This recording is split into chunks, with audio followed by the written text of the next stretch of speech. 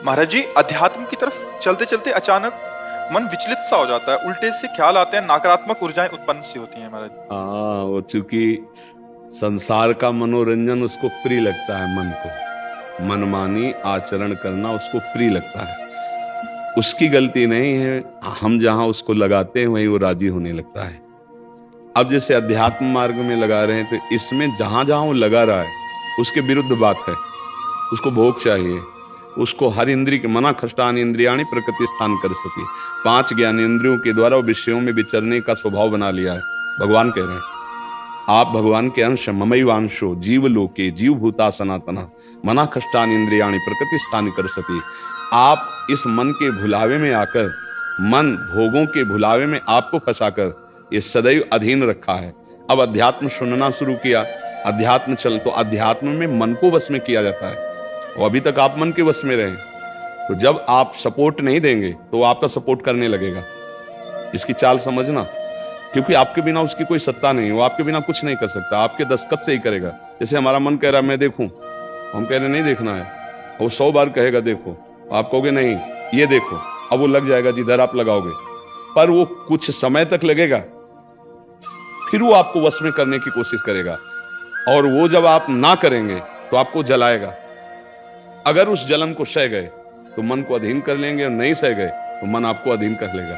ये खेल चल रहा है। प्रायः सब मन के अधीन ही होते हैं। मन को कोई चेला बनाने वही सच्चा गुरु। दूसरों को तो चेला बनाना सहज है, मन को जो चेला बना ले वही सच्चा गुरु।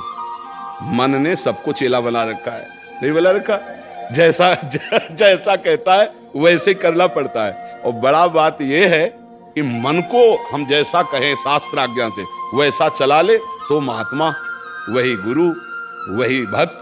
नहीं तो भाई भेष चाहे जो हो, और मन के अधीनता से मुक्त होना बहुत कठिन होता है। कोई बिरला मन को अधीन करके भगवान की प्राप्ति करता है।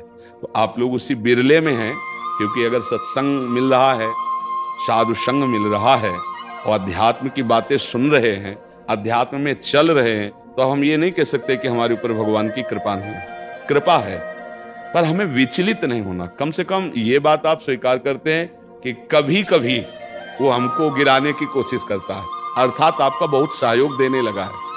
तो एक समय था कि हम पूरे उसके अधीन थे, आज है कि आधा आधा हो गया है।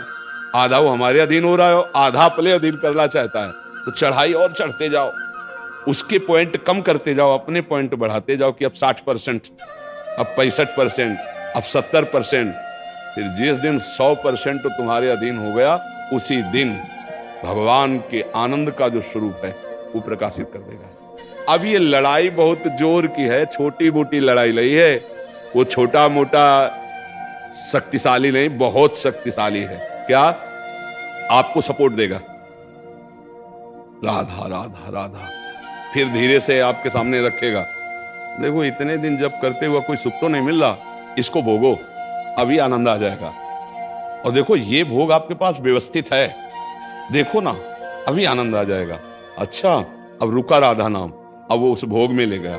अब राधा नाम जपना चाहोगे तो अच्छा नहीं लगेगा, अरुचि, वो अपने अधीन करता चला जाएगा। कोई विवेकवान गुरु कृपा पात्र इसकी ये चाल समझ जाता है, अरे अरे मुझे तो पुनः फंसा रहा है, गिरा रहा है, नहीं नहीं नहीं, राधा राधा राधा राधा राधा राधा राधा राधा राधा, तब बचा जा सकता है। ये बहुत प्रवीण है मन, बहुत फुसला के फंसाता है। ऐसे ही फंसाता है कि देखो देख लेंगे, छुएंगे थोड़ी, नजदीक पहुंचा जिस विषय का छू लेंगे, कुछ होगा थोड़ी, और धीरे धीरे धीरे वो तुम्हें लगेगा कि यार गलती हो गई, ऐसा क्यों हो गया, ऐसा यूं हो गया कि उसकी चाल को नहीं समझ पाए हम, उसकी चाल को नहीं समझ पाए। हर एक इंद्री के साथ ये जुड़ा हुआ है। ये सुन लेंगे, ये देख लेंगे, ये छू लेंगे, ये भोग लेंगे। इन्हीं इंद्रियों के कारण हमें परमात्मा प्राप्ति नहीं हो रही। यही इंद्रियां भोगों में फंसाए हुए हैं और उसका मुखिया ये मन है। और ये बहुत चतुर मंत्री है आपका मंत्री। पर ऐसा समझ लो कि भोला राजा और चतुर मंत्री, तो उसकी दुर्दशा कैसी होती राजा की। जो सलाह देता है वैसे ही कर देता है और फंसता चला जाता है, और मंत्री अपने को बलवान बनाकर केवल नाम मात्र का राजा उसको बनाए हुए सारा काम वही कर रहा है। देख लो आप, नाम मात्र के आप जीवात्मा भगवान के अंश हो, सारा काम वही मन कर रहा है। हमारा मन कर रहा है आज ये खाएं तो हम खाएं, नहीं ये मन की मांग है, तेरी मांग नहीं है। लेकिन ऐसा कौन भेद पैदा कर पाता है? अब मेरा मन कह रहा है आज ये देखा जाए, तो अब भाई देखा जाए। मेरा मन कह रहा है, तो कभी कभी मन अच्छा सपोर्ट करता है। जैसे आपको मन ने ही कहा चलो चलते हैं सत्संग में, बाबा के पास बैठते हैं वृंदावन में, तो अच्छा सपोर्ट दिया ना। वो सपोर्ट ना देता तो आप नहीं आ पाते।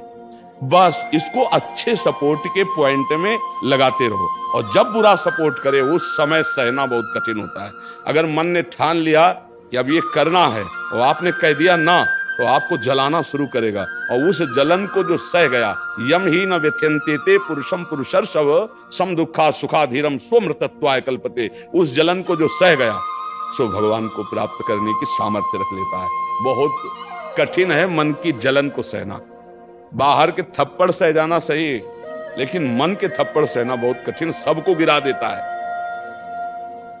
इसका बहुत विचित्र बल होता है, और इससे बचने का केवल एक उपाय है, नाम जप न छूटे, और ये स्वीकार मत करो कि मुझे चाहिए।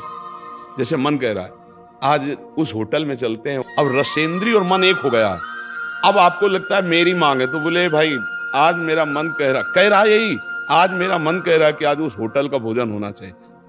अरे तेरा मन कह रहा है, तू खुद कह रहा है, अब उसमें निर्णय करो सही है कि गलत। अगर गलत लग रहा है इसकी चाल, तो आप मत जाओ।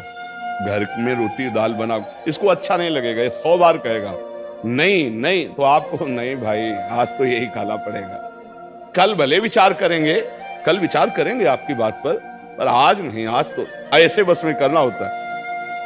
एक साधु के मन में आई कि खीर मिले, बहुत दिन से नहीं मिली, मन है कभी कुछ भी सोच सकता है, बहुत व्याकुलता हो गई, बस खीर खीर खीर। तो एक भगत के यहाँ गए, 10-5 गाय भैंस बंधी थी, उनका कि आपकी श्रद्धा है संतों पर? उनका महाराज आदेश कीजिए। तो बोले 10 संतों के लिए खीर बना सकते हो आप? बोले 20 घर का दूध है, हम 20 संतों के लिए बना देंगे। बोले हम 11 बजे आएंगे दोपहर के, आप बना के तैयार रखिए।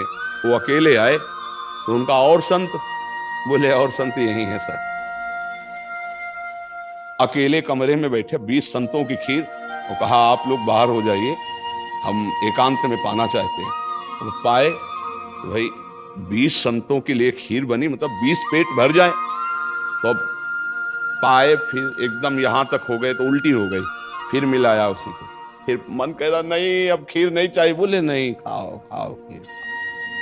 रोमांच हो गया, नहीं खाएंगे एकदम। तो बोले जिंदगी में खीर का नाम मत लेना, जिंदगी। तो या तो ऐसे उतरो, या तो ऐसे उतरो। इसको वश में करना बहुत अच्छा, एकदम विरोध भी नहीं कर सकते आप इसका, चल ही नहीं पाओगे। इसका विरोध भी एकदम नहीं कर सकते, सपोर्ट भी करना पड़ेगा। तो अच्छी बात में इसका सपोर्ट करो। अब कह रहा है जैसे हमें आज मीठा खाना है, ठीक है तुम्हारी मांग बुरी नहीं है। गए किसी अच्छी दुकान से लिया, ठाकुर जी को भोग लगाया, अरे तो उसका सपोर्ट हो गया। अब वो बुरी बात कह रहा है, अब नहीं मानना है। उस समय जो जलन उसे सह जाओ, बस यही साधना का है। मन को अगर अधीन कर लिया तो बात बन गई। एक हम बार बार सुनाया करते कि मन मारिया तन बस में कीना, हुआ भरम सब दूर, बाहर से कछ दिखत नाई अंदर चमके नूर। आपो त्याग जगत में बैठे नहीं किसी से काम, उनमें तो कछु अंतर नाई संत कहो चाहे राम। वो गृहस्थी में भी है। आप एक पत्नी व्रत लिए हुए धर्म से आप चलते हैं, दूसरी किसी माता बहन की तरफ गंदी दृष्टि नहीं, धर्म से धन कमाते, परिवार का पोषण करते, नाम जब आप महात्मा है, आप सतमार्ग के पथिक हैं, क्योंकि आप अपने प्रवृत्ति धर्म से चल रहे हैं और एक निवृत्ति में अपने धर्म से चल रहा है, तो वो महात्मा है। ऐसा महात्मा का मतलब केवल वेश से नहीं होता, महात्मा का मतलब उस लक्षण से होता है। अगर आप भागवतिक लक्षण से हैं तो आप भक्त हैं, आप वैष्णव हैं, आप महात्मा हैं। तो मनुष्य जीवन का परम लक्ष्य है मन को अधीन करके परमात्मा प्राप्ति करना। अगर मन अधीन नहीं हुआ तो परमात्मा प्राप्ति में बड़ी बाधा खड़ी हो जाती है। नाम जप करते रहो, धीरे धीरे वो बल आता रहेगा नाम जप से कि आप मन को अधीन कर लोगे। नहीं तो पीछे वाले बैच में यही कह रहे थे कि जितनी जेल भरी है ये सब मन से ही भरी है। नहीं बोले ऐसा क्यों किया? बोले मन ने कह दिया, आप क्या करें, हम तो कहते थे नहीं करना, पर इस मन ने फंसा दिया। तो बोले 20 साल की सजा, अब भोगो जेल। मन की एक हरकत ने पूरा जीवन बर्बाद कर दिया, मन की एक हरकत ने फांसी पे चढ़वा दिया। वही मन की तो हरकत है। तो हमें लगता है बहुत होश में रह जाए, ये जो मंत्री है सलाहकार मन, इस पर नजर रखी जाए कि इसकी गलत सलाह पे दस्तखत ना करो। और अगर आप स्वीकृति नहीं देंगे तो कुछ नहीं कर पाएगा, पक्का समझ ना। आपकी स्वीकृति से ही होता है जो कुछ होता है। आप जहां कह देते हैं कि चलो अच्छा ठीक है, बस फिर आपकी कोई गम नहीं है, वो आपसे करवा के मालेगा। इतना बलवान मन है, बड़े बड़ों से करवा लेता है। आप तो मान लो गृहस्थी में हो, जिसने आजीवन भगवान का मार्ग चयन किया है उसको भूल में डाल देता है, गलत मार्ग में ले जाता है। आप तो गृहस्थी में मान लो आपसे चूक होना स्वाभाविक है, क्योंकि प्रपंच माया प्रपंच में जिसने जीवन भर के लिए नियम लिया है उससे भी चूक करवा देता है। बड़ा विचित्र मन है। हाँ, अगर मन कहीं अधीन हुआ है तो भगवान का आश्रय लेकर और विवेक के द्वारा इसे अधीन किया जाता है। और विवेक ये बाजार में मिलता नहीं है, ये सत्संग से मिलता है। जैसे आप सुन रहे हैं, बिन सत्संग विवेक न होई और राम कृपा बिन सुलभ न सोई।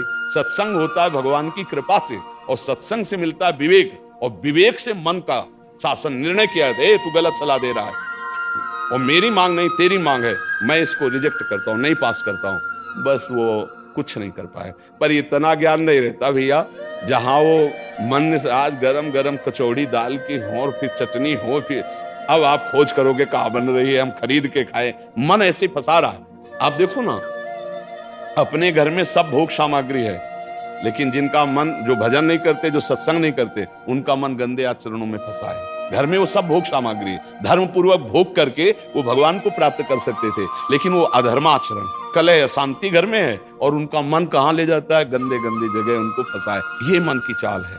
आपके घर में है, धर्म पूर्वक भोग सकते हैं, लेकिन आपसे अधर्म करवाता है, पापाचरण करवाता है। आप विचार करो क्या है इन शरीरों में, क्या है, या उन भोगों में क्या है। कितना भोगोगे, चाहे जितना भोग लो, कभी तृप्ति होने वाली नहीं। और धर्म से चलोगे तो एक दिन इनसे निवृत्ति हो जाएगी, तृप्ति तो नहीं, निवृत्ति हो जाएगी, और आप प्रभु को प्यारे, प्रभु के प्रियजन बन जाएंगे। यही मनुष्य जीवन का लाभ है कि हम कमाई करने आए धर्म की, पुण्य की, नाम की, भगवान का नाम जप करके मंगल करने की। पर ये दिमाग में नहीं रहता, और यही लगता है जितना धन हो जाए, जितनी भोग सामग्री हो जाए, खूब भोगे, मौज से जिए। पर अधर्म आचरण करने वाला कभी मौज से नहीं रह सकता। ये शब्द याद रखो, चिंता, भय, शोक, घबराहट और दुख, ये उसको कभी छोड़ेगा नहीं जो पाप कर्म करता है। अचानक बेमतलब की कल्पना भय की सवार रहेगी, और धीरे धीरे वो मन डिप्रेशन में पहुंचने लगता है। क्यों? क्योंकि पापाचरण हो जाता है। और घर के किसी व्यक्ति से ठीक से बात नहीं करेगा। क्यों? अंदर से डिस्टर्ब हो चुका है। ये क्यों हुआ? बोले पापाचरण से हुआ। आज बहुत ज्यादा लोग डिप्रेशन में जा रहे हैं, बहुत ज्यादा लोग। इसका कारण जानते हो क्या है? यही मनमानी आचरण। मनमानी आचरण बचपन से शुरू हो जाता है, गंदा आचरण, गंदा व्यवहार, और वो दिमाग काम नहीं करता। एक प्रियता हमारे अंदर होती है कि कोई हमें प्यार करे, आप समझ ना। एक हमारे अंदर प्रेम की मांग होती है कि कोई हमें प्यार करे। नौ किशोर अवस्था में, जब यौवन अवस्था का, अगर उस समय हमें गलत संग मिल गया तो विक्षिप्त हो जाता है चित्त। अच्छा, प्यार कोई समझ पावे तो मुश्किल की बात है। प्रेम का निर्वाह तो सिर्फ भगवान करते हैं, या भगवान प्रदत्त ऐसा कोई दे दे जो प्रेम का निर्वाह करे। नहीं, अपने हृदय से जिसको हम प्रेम करते हैं और वो कहीं दूसरी जगह देख रहा है, अब विक्षिप्त हो जाएगा वो व्यक्ति, नहीं हो जाएगा। और ये प्रायः बहुत तायत में हो रहा है। क्यों? क्योंकि पूर्व संस्कार बन गए। अच्छा, जैसे देखना, बॉयफ्रेंड गर्लफ्रेंड, ब्रेकअप, फिर बॉयफ्रेंड, फिर गर्लफ्रेंड। समझ रहे हैं क्या संस्कार पड़ रहा बच्चों के अंदर? अब वो जब वर्ण करेंगे एक पति का, तो उनके अंदर निष्ठा आ पाएगी, वो संयम से चल पाएंगे, वो एक गृहस्थी को संभाल पाएंगे, वो अपने पति या पत्नी पर पूर्ण प्रेम कर पाएंगे? नहीं कर पाएंगे। क्यों? क्योंकि आदत खराब हो चुकी, संस्कार खराब हो चुके। अब ये हमारे समाज में ज्यादा फैल रहा है, नहीं फैल रहा है। अब जहां मन को संयम में लाने की बात आती है, वहां मन को तो हमने पहले ही रद्दी कागज बना दिया, पहले ही हमने उसको गंदा कर दिया। अब कैसे हो सकता है? गृहस्थी बहुत पावन मार्ग है, कोई ऐसा नहीं है। मान लो पवित्र शरीर दोनों के हैं, और फिर धर्म से ग्रहण किया गया, तो वो फिर एक अच्छी गृहस्थी बनती है। अब पहले, इसलिए भाई बहुत संभालने की जरूरत। आप तो बड़े भाग्यशाली जो अध्यात्म में इस बात को समझ रहे हैं, नहीं तो आज हमारा समाज थोड़ा गलत रास्ते की तरफ जा रहा है, गलत मार्ग है जिसको कोई समझ नहीं रहा। हमारे नवीन नवीन बच्चे, नवीन नवीन बच्चियां, नवीन नवीन भाई इस भूल में फंस गए कि ये सुख है और ये भोगना मतलब जीवन का लाभ है। नहीं नहीं नहीं, इसको धर्म के अंतर्गत रखा गया। देखो हमारे शास्त्र में 4 पुरुषार्थ रखे गए, धर्म, अर्थ, काम, मोक्ष। काम कहां है? तीसरे नंबर पे है। पहले में क्या है? धर्म, और आखिरी में क्या है? मोक्ष। जो धर्म से चलता है, धन धर्म से कमाता है, धर्म से काम भोग करता है, वो मोक्ष को प्राप्त हो जाता है। आज 2 बातें हट गई, पहली और आखिरी, धर्म और मोक्ष हट गया, अब अर्थ और काम रह गया, नहीं रह गया। बस यही पशुता बढ़ती चली जा रही है। अब ये संतों की बातें कड़वी लगेंगी समाज को, लेकिन भैया बहुत गलत रास्ते में अपने लोग जा रहे हैं। इससे लौटना अभी संभव है, अभी लौटना संभव है। अगर कदम आगे बढ़ते चले गए तो आप लौट नहीं पाएंगे। आप देखो हमारे नवीन बच्चों में बहुत डिप्रेशन की ये बात आती चली जाए। क्यों? विक्षेप पे विक्षेप पड़ रहा है। अब वो उससे आसक्त है, वो ब्रेकअप हो गया, अब उसका दिमाग पे जो भार पड़ा वो पूरे जीवन की जीवनी शक्ति को नष्ट कर रहा है, चाहे बच्चा हो चाहे बच्ची हो। मतलब कई ऐसी समस्याएं प्रकट हो रही हैं जो अपनी बात कह नहीं सकते हैं और अंदर ही अंदर वो अपने को खोखला कर लेते हैं। हमें लगता है कि माता पिता को, परिवार को इन समस्याओं से, बच्चों से जुड़कर उनको हटाना चाहिए, उनको शिक्षा देनी चाहिए, उनको ऐसा मित्रवत बल देना चाहिए जिससे उनकी मानसिकता उभरे। अगर ये छूट बनी रही, इसे कहा जाता है दोस्ती, लेकिन भारी दुश्मनी फैल रही है, भारी हमारे जीवन का नाश करने वाली वृत्तियां फैल रही। तो इसलिए इससे बचा जाए और नाम जप किया जाए। अगर मन को छूट मिल जाए तो नरक पहुंचाने की पूरी व्यवस्था कर देगा। मन को छूट मिल जाए तो भारी से भारी अपराध करा देगा और जलाता रहेगा। इसलिए मन को छूट ना दी जाए, और मन को छूट ना दी जाए इसके लिए जो चाहिए विवेक, वो सत्संग सुना जाए, और जो बल चाहिए वो नाम जप किया जाए। नाम का बल और सत्संग का विवेक, ये 2 ही बचा सकते। साधन को हरि भजन है, कह सत्संग सहाय।